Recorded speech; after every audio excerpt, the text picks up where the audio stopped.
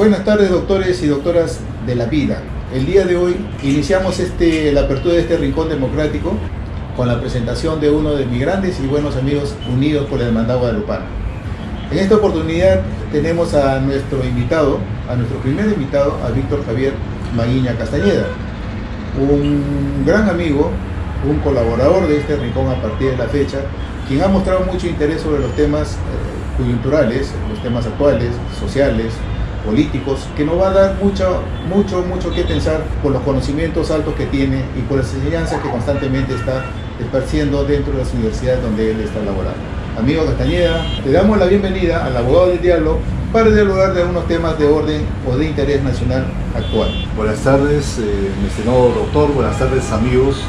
Aquí estoy para colaborar en cuanto esté mi disponibilidad para abordar algunos temas y conversar sobre muchos aspectos de interés nacional y de interés individual, ¿no? Para que afectan a las personas el día a día, cómo la política nacional, la economía nacional puede afectarnos, las finanzas, ¿no? Sobre todo, puede afectar a la vida diaria de las personas, ¿no? Hace poco hemos sido sacudidos por el tema político, la disolución del Congreso, ahora la convocatoria de elecciones próximas, son temas que nos van a llevar a comentar en el diario de venir. Sin embargo, hay otros temitas, hay otros aspectos que están quedándose rezagados, pero no dejan de ser importantes. Me gustaría conocer alguna opinión de tu parte con respecto a la visita y al permanente devenir que vemos a diario, que es la presencia de los amigos venezolanos. Primera pregunta, digamos, puntual y si hay información precisa, sería bueno que nos comentaras si la presencia de estos amigos venezolanos en el sector comercio en general es beneficioso o no es beneficioso para nuestro país. Bueno, en este caso, en todos los casos se aplica siempre el criterio de quiénes ganan y quiénes pierden. Los que ganan son los empleadores, indudablemente. Los que pierden son los trabajadores, ¿no? Porque muchos empleadores ven en la necesidad de contratar gente venezolana con menor salario que el peruano, acostumbrado a un salario mayor. Y indudablemente que van a bajar los salarios, porque ustedes saben que los precios, el salario es uno de los precios en el mercado, tiende a subir cuando hay escasez del bien, ¿no? En este caso de la mano de obra, y tienden a bajar cuando hay abundancia de esta mano de obra. En este caso, los salarios, la tasa de salario va a empezar a bajar, perjudicando a los trabajadores. Entonces, ¿cómo podríamos resumir quién gana, quién pierde? Bueno, la clase, los empresarios, los inversionistas ganan porque es una mano de obra joven, es una mano de obra profesional, muchos de ellos, aunque la proporción está más o menos en 40%, me parece. Últimamente he notado de que, bueno, por observaciones no se ha hecho todavía un análisis estadístico ni una recolección por parte del Ministerio de Trabajo. Debería ser indudablemente una labor, ¿no?, del gobierno para empadronarlos y tratar de solucionar este problema para que no afecte a la masa trabajadora, ¿no? ¿Podríamos comentar o llegar a un punto más claro señalando si el comportamiento comercial que tiene el amigo venezolano beneficia al sector formal o al sector informal? Por el lado del consumo, ¿no?, beneficia a toda la economía del país, ¿no?, porque los venezolanos van a consumir y mucha de esa gente, muchos capitales venezolanos se están afincando en el país. Entonces, por ese lado es bueno, pero me parece que en la economía estamos siempre acostumbrados a hablar del corto plazo y del largo plazo. A corto plazo ha sido de repente perjudicial, ¿no?, porque es una inmigración que hemos tenido de momento a otro, sin pensarlo. Creo que muchos inmigrantes, por ejemplo, lo toman al país como un estado de paso, es decir, se van para Chile o para Argentina, y son algunos que se quedan en el país. Pero a corto plazo perjudica por ese tema laboral, pero a largo plazo me parece que va a profundizar la economía, es decir, va a hacer de que nuevos capitales, sobre todo el capital humano de estas personas, se afinquen en la economía nacional y permitan un crecimiento a futuro. Estamos conociendo del crecimiento económico que tiene Bolivia, más que los otros países que están alrededor de él. Y entendemos y estamos viendo por las publicaciones que los venezolanos efectivamente se están pasando de largo Bolivia. O sea, lo que tú señalas es efímero, en todo caso no va a durar mucho tiempo. Si nuestro país en el orden económico vamos a ganar en el 2020, de repente en el 2021, eso debería de bajar y endosarse todo ese trabajo hacia Bolivia, ¿no? Tiene razón, las economías que más van a crecer en este año es Bolivia y Colombia. Perú está en tercer lugar, cuando antes era al contrario. El Perú siempre ha liderado en este siglo, ha liderado el crecimiento de la región. Y Bolivia crece principalmente por un tema de litio, de gas, de recursos naturales, ¿no? Y por buenos precios de sus recursos. Pero no se sabe tampoco qué tal sostenible va a ser la política boliviana. Pero, y en el caso de Colombia, sus fronteras están herméticamente cerradas para los venezolanos, solamente es una cuestión de paso, nadie se queda allá. En todo caso, todos pasan, llegan a Perú, pero la economía de Bolivia está mucho mejor y se pasan de largo hasta Bolivia, por lo menos mientras dure este crecimiento, ¿no? Pero una gran parte de estos amigos venezolanos se quedan en el país. Entonces hay incremento, por ejemplo, de los vagabundos, ¿no? De los que piden limosna, se puede apreciar en las calles, y un incremento inclusive de la pobreza ha habido, y estos amigos venezolanos también usan servicios públicos, ¿no? Entonces sería bueno que el Estado pueda preverlo o pueda de alguna manera accesitarlos a ellos o integrarlos dentro de la economía nacional. Luego de la disolución del Congreso y ahora las convocatorias para las elecciones del próximo año, la oposición al gobierno actual está utilizando todos los medios posibles y todos los mecanismos posibles y toda la rama posible para achacarle al gobierno actual algunas medidas a favor del extranjero. Por ejemplo, hace poco leímos, y eso se divulgó a través de los medios de comunicación masiva, se divulgó que el gobierno actual estaría beneficiando a los venezolanos que con un solo certificado de trabajo podían adquirir la nacionalidad. Me parece muy exagerado porque eso ya está reglamentado y está en disposiciones legales. ¿Qué son las condiciones o cuáles son los presupuestos para que un extranjero pueda nacionalizarse? No necesariamente solo con un certificado de trabajo visado, ¿no es cierto? Y la opinión estaba dirigida hacia el venezolano. Pero no es así exactamente, eso ya se había aclarado, pero no sé si tú tienes alguna información al respecto, ¿no? Al hablar de oposición, por ejemplo, me parece que te refieres a Fujimorismo, así ¿no? es. Pero Fujimorismo en alianza con el APRA, que gobernaron el fenecido Congreso, digamos.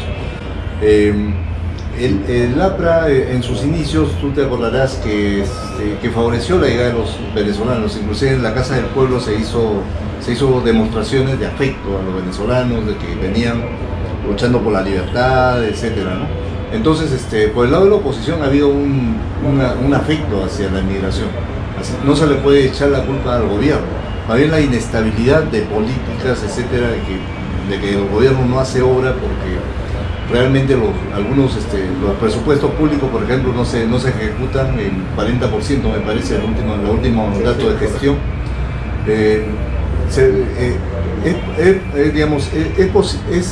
Esto es así simplemente porque nadie está seguro. O sea, los ministros duran 3 meses, 4 meses, y un ministro no puede hacer una gestión. Primero tiene que empoderarse del cargo y después gestionar, ¿no? Un ministerio se puede gestionar por mínimo un año, y con esta incertidumbre, inseguridad de cambio de ministros no se puede hacer una gestión eficiente.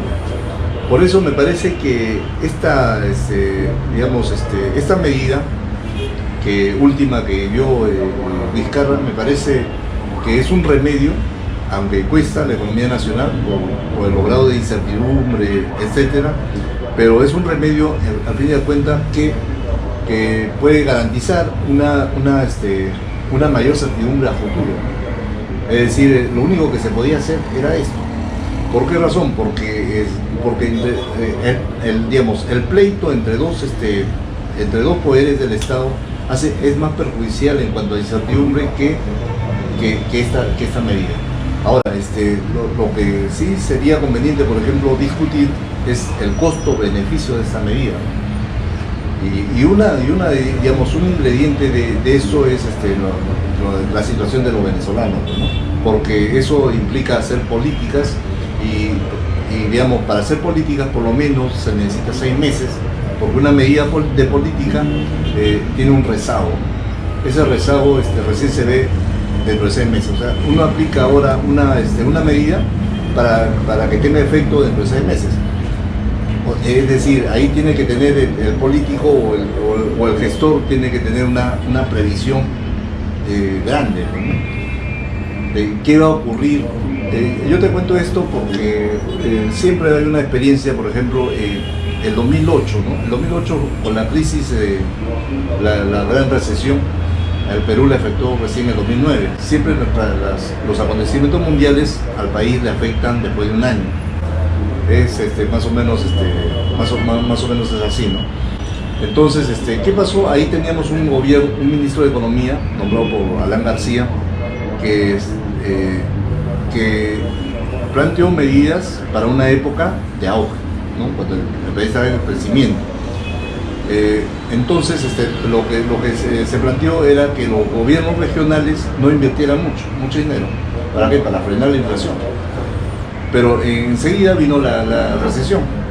Dentro de 6 meses sus medidas se sintieron efecto en la economía nacional, y cuando vino la recesión agudizó el proceso recesivo en el país y fue cambiado ese ministro. Si no me equivoco, ahora es profesor de la Universidad de San Martín, pero duró 6 meses nada más ese ministro de Economía. Inmediatamente fue cambiado por otro que duró como 3 o 4 años. Entonces eso es lo que garantiza, digamos, la estabilidad de las medidas económicas, que los funcionarios públicos no estén siendo cambiados tan a menudo, ¿no? El Perú, un país democrático pero sin Congreso. ¿Cómo podemos establecer el punto medio de equilibrio cuando no tenemos Congreso, que es quien supervisa o vigila las acciones que hace el Ejecutivo?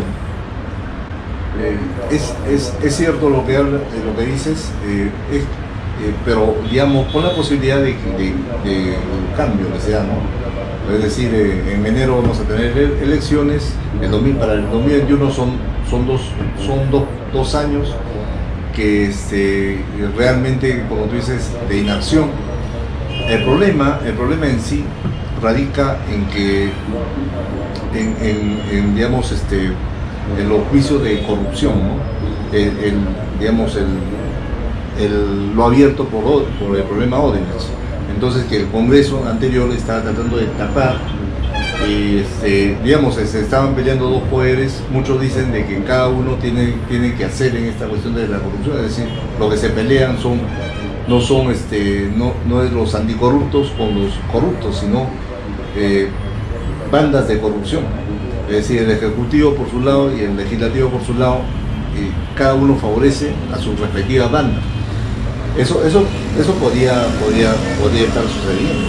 Claro, pero cuando yo te decía el punto de equilibrio, o sea, no tenemos un Congreso, iba a lo que ya el gobierno está anunciando, ya anunció con el tema de las obras y precisamente al presupuesto que no sea, ya estamos a 2-3 meses que termine la gestión, termine el año y no se ha consumido el dinero que se ha dado a la región, o sea, estamos sobre el 40% de la ejecución de obras. Entonces, ¿qué ha hecho nuestro presidente? Está tratando de sacar ese nudo, porque hay medidas cautelares, hay tema de corrupción, hay juicios por aquí, juicios por allá que no permiten el desarrollo de las ejecuciones de obras en nuestro país. Entonces, cuando él hace una disposición de esta naturaleza, lo hace a título casi personal, ¿no?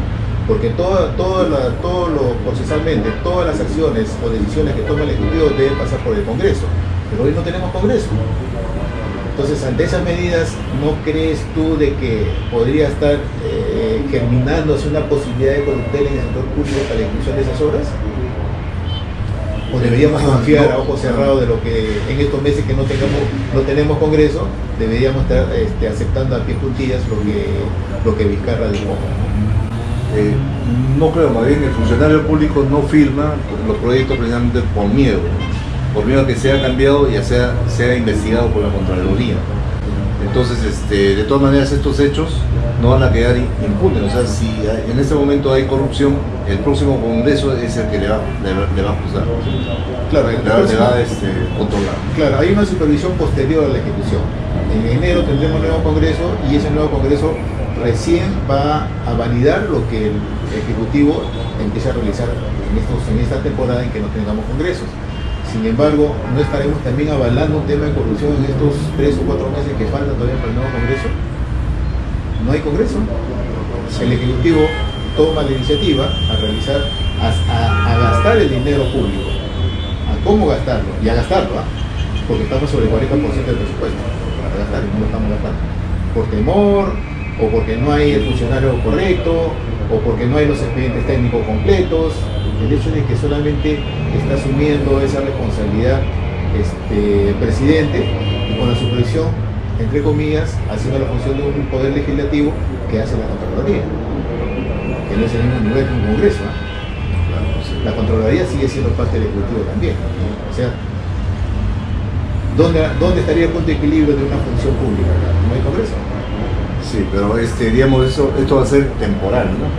Pero, digamos, el principal problema ahorita es que no se ejecuta la zona. ¿Por qué? Por miedo a ser investigado posteriormente, ¿no? Entonces, digamos, las regiones todo está paralizado porque la incertidumbre es tan grande que ningún funcionario se atreve a dar su visto bueno para que salga adelante una inversión.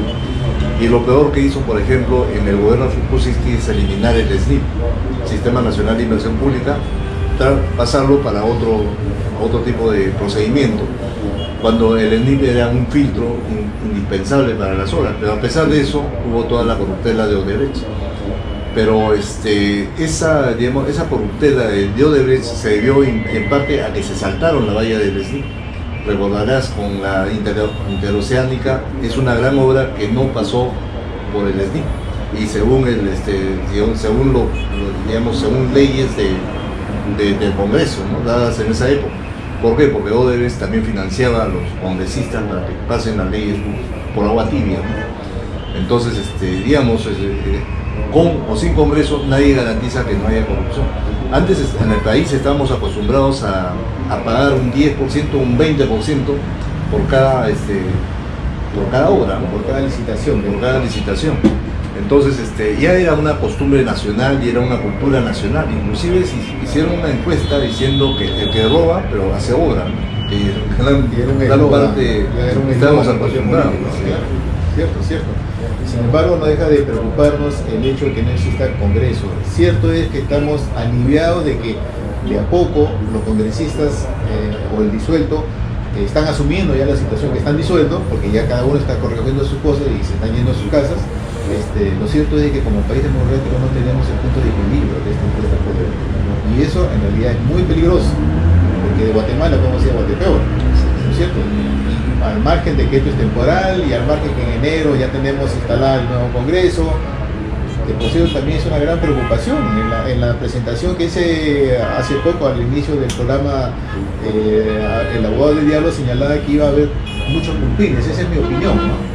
Iba a haber muchos pulpines en las próximas elecciones. Sin embargo, me estoy dando cuenta que no necesariamente, o sea, van a haber extremos que van a participar en cada agrupación política, que van a haber pulpines, cierto, pero también van a haber los viejos, o sea, lo están anunciando a Keiko Fujimori participar en estas elecciones, pero obviamente ese tiene pues su trasfondo, ¿no? La impunidad es una ley, la inmunidad es una ley, ¿no es cierto? Y lo mismo le va a pasar a Toledo, lo mismo le puede pasar a Ollanta. O sea, va a haber extremos, va a haber jovencitos de 18 o 20 años como van a haber viejos ya recorridos que pasan el 40 años. Entonces, hay excepción. ¿Qué percepción ahí ves? Y no es necesario que los antiguos estén dentro del Congreso, sino lo pueden dominar mediante llamadas telefónicas, ¿no? Como hemos visto en el caso de Keiko Fujimori. Claro, lo que pasa es que con la el comportamiento que ha tenido el presidente a la disolución, y quien dio la cara no fue exactamente el presidente, sino lo dio el primer ministro, considero que este comportamiento ha sido básicamente una reacción juvenil. Entonces son los jóvenes que deben estar motivadísimos ahora a participar en la política en las próximas elecciones. Entonces, ¿qué trae como consecuencia ello? De que la apertura necesariamente los partidos políticos va a ser que los jóvenes de cada partido sean las nuevas generaciones o los nuevos participantes en las elecciones futuras. Las personas que son tan adultas como tú, como yo, ¿qué esperábamos del presidente a la disolución del Congreso? La mayor parte de nuestra generación hemos conocido cómo se combate este tipo de corrupción, si no es con el tanque afuera y los policías afuera. Esta vez no fue así. Esta vez ha sido una sorpresa para todos, en realidad que exasperante en ciertos momentos, de que el presidente no actuara como nosotros o nuestra generación hubiéramos empujado a realizarla, que era sacar los tanques y sacar a los patrulleros afuera y cerrar ese Congreso. Pero no, esta vez no fue así, y ese es el comportamiento en realidad ya no de un viejo como nosotros, sino de la juventud que ahora necesita demostrar que efectivamente los cambios pueden sucederse de esta forma. ¿Qué opinión te merece la forma de disolver que se ha actuado conforme a la ley, ¿no? O sea, han tratado de respetar conforme todo lo que dice la ley y la Constitución, que fue hecha precisamente por Fujimori, la Constitución del 94. En cambio, en el golpe de Estado que hizo Fujimori, se saltó la ley, ¿no? La ley con la Constitución antigua. Entonces hay una gran diferencia. Esta disolución se ha hecho conforme a ley, y la anterior fue una corrida o sea, se traspasó el ordenamiento legal vigente, ¿no? Entonces me parece que conforme, el único camino que le quedaba a Vizcarra era disolver el Congreso. El Congreso quedaba, digamos, le daba muchas piedras en el camino en cuanto principalmente a la lucha contra la corrupción. Digamos, en la mira estaban los fiscales anticorrupción, en la mira estaba la SUNEDU precisamente, en la mira está muchas instituciones, ¿no? Es decir, iba a haber una corrida para atrás, ¿no? Íbamos a regresar a las épocas cuando el expresidente del Poder Judicial, Inostroza, decía pues que hacía contubernios por teléfono, ¿no? Y eso, digamos, llegó hasta el cuello al pueblo, digamos, y la única solución era disolverlo, y sobre todo lo peor de todo que iba a pasar era que iban a nombrar los nuevos miembros del Consejo del Tribunal Constitucional, y ese Tribunal Constitucional funciona precisamente como un Senado, ¿no? Es lo que esgrime qué cosa es legal y qué cosa es no legal, y creo que están por 5 años en sus funciones. Es decir, también iban a afectar al próximo gobierno. O sea, la escalada de bronca entre los poderes iba a suceder hasta el próximo gobierno, imagínate. Entonces ahora lo más sano es hacer nuevas elecciones y que el nuevo legislativo haga todo ese procedimiento para tener una estabilidad. Si bien es cierto, hemos crecido este periodo de este siglo, lo hemos crecido por la Constitución, que nos ha permitido tener una economía abierta, pero en lo que hemos fallado es en la institucionalidad. Y yo creo que ahora el punto de equilibrio es eso, ¿no? Encontrar los defectos que ha tenido la institucionalidad y corregirlos. Claro. ¿Tienes información sobre el presupuesto 2020? ¿Debía de verse ya, o ya se vio, o no se vio todavía el presupuesto 2020? Sí, ya pasó en agosto, el 30 de agosto es el término para que el Ministerio de Economía pase al Congreso, y en el Congreso se discute hasta el 15 de diciembre. En verdad, ahora que no hay Congreso, lo que se espera es que la Comisión Permanente sea la encargada. Pero como vamos, para ellos no hay comisión permanente, Sí, pues, para ellos hay Congreso. Por consiguiente no se está viendo todavía el presupuesto 2020. En ese caso se actuará con un decreto de urgencia, exacto. Sí. Un decreto de urgencia, pero el presupuesto ya está hecho. Lo han hecho las regiones, lo ha especificado el Ministerio de Economía, y ahora faltaba el visto bueno del Congreso, ¿no? ¿Hay algún rubro ahí en el tema del presupuesto 2020 que te llame la atención, que te haya llamado la atención, que sea distinto a los años anteriores? Casi siempre es lo mismo, ¿no? Sí. Números más, números menos, pero casi siempre lo mismo. La Constitución obliga a los gobiernos a darle prioridad a la educación, ¿no? Hay órdenes, hay prioridades ahí, hay una orden de relación ahí que no se puede saltear. Pero ¿has visto, llegado a ver el tema del presupuesto que te haya llamado la atención? ¿Algún rubro en especial? Bueno, como tú dices muy bien, siempre guarda la misma estructura, ¿no? ¿Por qué? Porque en el país tenemos un candado fiscal y un candado monetario. El candado monetario es que el BCR sea autónomo del Ministerio de Economía, y el candado fiscal es que el déficit público no debe pasar del 2%. Entonces, en ese caso hay muy poca maniobra, digamos, de los gobiernos para poder tener una política muy expansiva. Y esa política muy expansiva trae efectos perversos sobre la economía nacional. En cuanto a priorizar educación, yo he visto que lo que se prioriza en el país es el aspecto interior, es decir, la Policía Nacional, ¿no? La seguridad interna, es más que la educación. La educación mayormente es el patito feo de todos los presupuestos. Los gobiernos no le dan importancia. ¿Por qué razón no le dan importancia? Porque no trae réditos políticos a corto plazo, y los gobiernos tienen duración de 5 años. Entonces, al gobierno que se ha elegido no le interesa realmente quién vendrá en el próximo gobierno, simplemente le interesa tener popularidad a corto plazo. Y la educación, para hacer una buena política educativa, se requiere por lo menos 30 a 40 años. Es decir, si ahora empezamos, no lo vamos a ver nosotros, lo van a ver nuestros nietos, ¿no? La reforma, digamos. Entonces, eso a quién le interesa. Un teórico economista importante del siglo pasado fue John Maynard Keynes. Dijo una frase que se me ha quedado grabada. Dice, ¿para qué se preocupan de largo plazo? Si en el largo plazo todos vamos a estar muertos, ¿no? Entonces, eso es lo que ha venido, digamos, las políticas económicas sustentadas en las constituciones, ¿no? Ha venido funcionando hasta que se nos agotó el tema por la cuestión de recursos naturales, el agotamiento de los recursos naturales. Entonces, antes se pensaba que los recursos naturales eran abundantes y no debíamos de preocuparnos de su exterminio, ¿no? Ahora todas las políticas tienen que tener sostenibilidad, es decir, dejar a la tierra, a los recursos tal y como lo encontramos, ¿no? Por lo menos.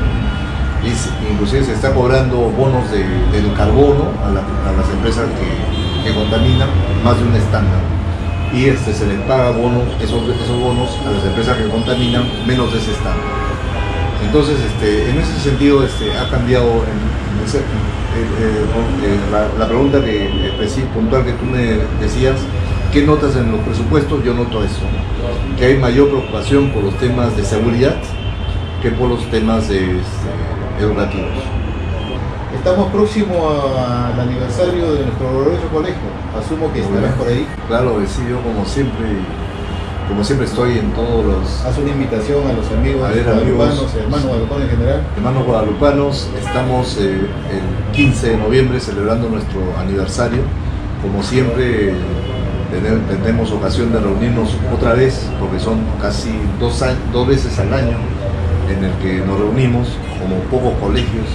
Realmente es un honor tenerlos nuevamente, verlos un poquito canosos, pero siempre con la misma juventud de antes, ¿no? Esperando pues tenerlos el 15 de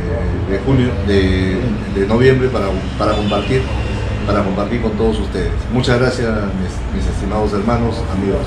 Una de las cosas más anecdóticas y me alegra enormemente de que Maguiña Castañeda es de repente uno de los pocos hermanos guadalupanos que siempre acude a cada reunión, a cada convocatoria que hace el colegio o que hace la Asociación Guadalupana.